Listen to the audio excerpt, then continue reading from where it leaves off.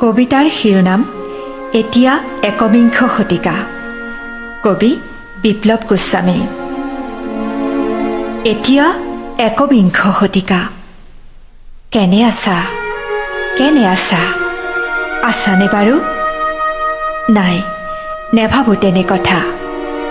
ক'লা ফ্ৰেমৰ চশমাৰ ফাকেৰে নেদেখো এতিয়া সেউজীয়া দিনবোৰ। সেই যে তোমাৰ অজানিতেই বৰ কষ্টেৰে বিদায় জনালো তাহানিৰ দিনবোৰ। সলনি কৰিলো সুখী হোৱাৰ পথ। আজি আছোহি বহু দশকৰ শেষত। এতিয়া একবিংশ শতিকা। ক'ত সেই আমাৰ দিনৰ ২০ শতিকা? কোৱা, কেনে আছা? কেনে আছা? তোমাৰ বুকুৰ কোঠালিয়ে কোঠালিয়ে সহস্ৰ কবিতাৰ অবাধ বিচৰণ আছেনে?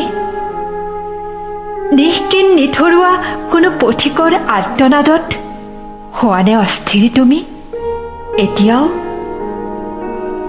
জোনাকে ধুৱাই নিয়া কোনো জোনালী নিশা অথবা ৰিম ঝিম এজাক সপোন যেন বৰষুণত উন্মনা হয়নে তোমাৰ মন আজিও মোৰ বাবে? এতিয়া একবিংশ শতিকা। কেনে আছা? যদি মেঘ বৰ্ণা চুলিতাৰিয়ে উৰি উৰি বতাহে বতাহে পাতে মনৰ গোপন কথা, উৰেনে? উৰেনে? উৰেনে কোনো অজান আবেগৰ বিচাৰি সমীৰণ তোমাৰ মন? এতিয়া হয়তো সকলো সলনি হ'ল। সময়, মন, বিবেক সকলো। এয়াই জীৱন। জীৱন জীৱন অতিকে অনুপম। এডুব দুডুব বাট কৰি বাই বায়ো মই সেই একেই ঠাইতে থাকিলো। এতিয়া একবিংশ শতিকা। আছেনে তোমাৰ হোৱাটছআপ আৰু ফেচবুক? নে বুকুত সাৱটি অযুত অপেক্ষাৰ অনুৰাগ? আহিব আহিব, কেতিয়ানো আহিব ডাকোৱাল? বন্দী হৈ আছে সকলো তেওঁৰ হাততেই যে। যিদিনাই শেষ হ'ব সেই নীলা শান্তিৰ বন্দিত্ব, মুক্ত হ'ব তোমাৰ বুকুৰ সকলো গোপনীয়। বুকুৰ থপথপনি বাঢ়িব, প্ৰক্ষেপিত দৃষ্টিত সঞ্জীৱনী।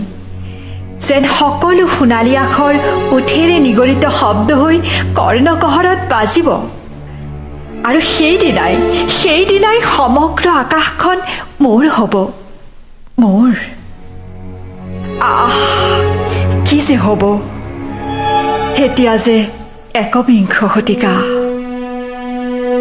সময়ৰ চাকনৈয়াত বিলীন হ'ল সকলো, নে সকলো সলনি হ'ল? কোৱা, কেনে আছা? নে তেতিয়াৰ দৰেই অপেক্ষা কৰিবা? মই যাম, তুমি ৰৈ থাকিবা মোৰ প্ৰিয় এটি ষ্টপেজত। মই ১০০% যাম, তুমি জানাই। নাজানিলো একো মইহে। এতিয়া একবিংশ শতিকা। কোৱা, ক'লৈ যাবা? কোৱা, কি খাবা? তুমি ভাল পোৱা চিকেন ৰোল অথবা চাইনিজ? এতিয়াতো আৰু মিছা মাতি কিতাপৰ নামত পইচা ল'বলৈও কোনো নাই, নালাগেও। আৰু কোৱা, তুমিতো কথা দিছিলা এটি দূৰ ভ্ৰমণৰ, কোনো সাগৰ তীৰত এটি নিৰ্জন আবেলিৰ। আকাশ ভৰি হেঙুলীয়া ঢৌৱে ঢৌৱে যে বৈ আহিব অতিকে প্ৰাচীন আবেগ। কিনো হ'ব এতিয়াকৈ একবিংশ শতিকা এয়া। বিচাৰি নাপাওঁ দেখোন একো আমাৰ সেই ২০ শতিকাৰ। তুমিতো হয়তো বিচৰা সকলো পালা, নাপালো একো মইহে। সেই আকাশখনো নহ'ল মোৰ। পিছে তাৰেই ৰাগীত বৈৰাগী এতিয়াও হৃদয়।